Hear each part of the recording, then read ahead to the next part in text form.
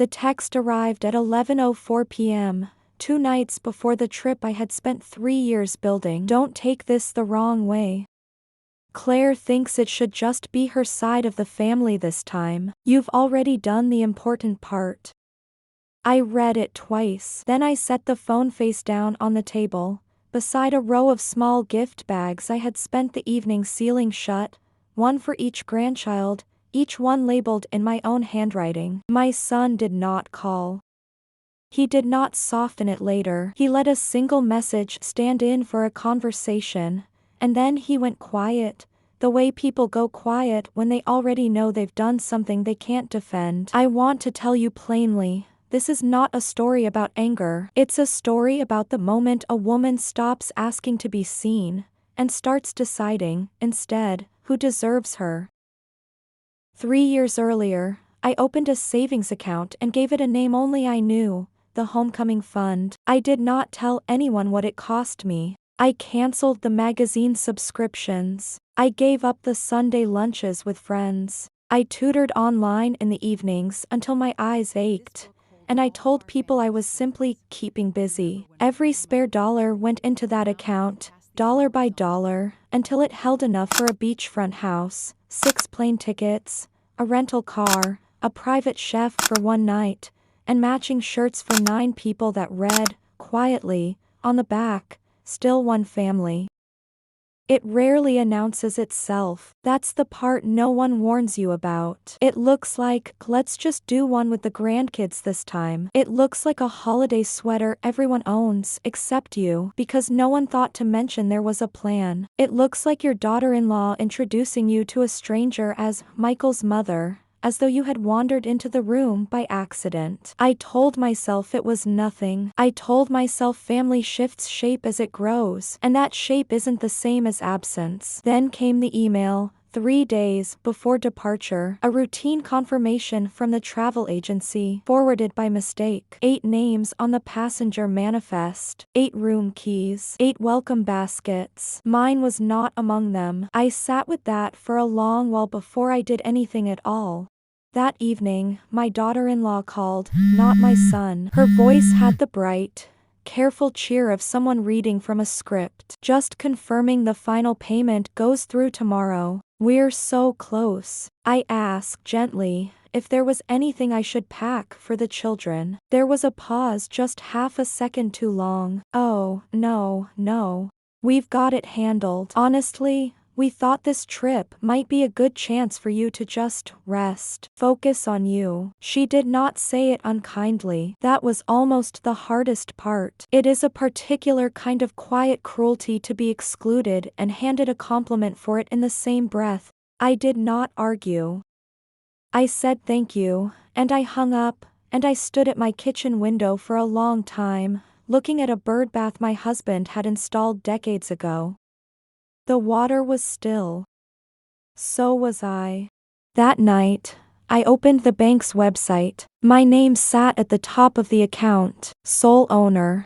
No co-signers. Every single card attached to that trip, the villa, the flights, the excursions, the rental car, drew from a fund I alone controlled. I did not act that night. I gave it one more chance. I sent my son a short message, offering to help pack the children's things. He read it. He never answered. 2 hours of silence told me everything the text message hadn't. So I opened the settings page, found the toggle marked pause all linked transactions, and I timed it for the exact hour they would be standing at the airport counter, luggage in hand, certain that everything had already been arranged. Then I clicked. No alert would be sent to them, no warning. They would learn the way I had learned, quietly, and without an explanation owed to them. I did not need to be there to know how it went. A card declined once, then a second time. A rental confirmation that wouldn't process. A voicemail, "Mom, there's some kind of error. Can you check the account?" Then another, 20 minutes later, less composed. Then a third, and a fourth, until the calls came faster than I could count them. I did not answer. Not out of spite, out of certainty. I had spent 3 years being the invisible hand behind every reservation, and for one morning, I let them feel exactly how much invisible hands are worth. They boarded eventually, I assume, on someone else's arrangements. The refunds began arriving 2 days later, one notification at a time: the resort, the rental company, the excursions, the deposits, each one returning to the account where it had always, technically, belonged. 3 days after they returned, my son wrote again. Not an apology, an accounting. Difficult trip, he said. Some miscommunication, he said. Claire hadn't meant to exclude me, he said. She just wanted the week to feel a certain way. And then, at the bottom, the sentence I read 4 times before I let myself believe it: "We're a little stretched financially after rebooking everything. Any chance you could send back some of what we originally put toward the trip?" They had put in nothing. I had put in everything. And what they wanted back wasn't my forgiveness, it was a refund. I did not reply. Some questions don't deserve the dignity of an answer, and this was one of them. While that money sat quietly back in my account, I opened a different document, one I had started weeks earlier without quite admitting why. I called it simply, "The Ones Who Are Still Waiting to Be Seen." 6 names. Women from my church, my street, my old life, a widow whose children hadn't visited in years, a friend who had nursed a brother through illness and never once been asked how she was holding up, a retired librarian who had never once, in 70 years, seen the ocean. I called each of them myself. Every conversation went nearly the same way: disbelief, then a long pause, then a small, cracked laugh, like something loosening after a long time held tight. "Why me?" one of them asked.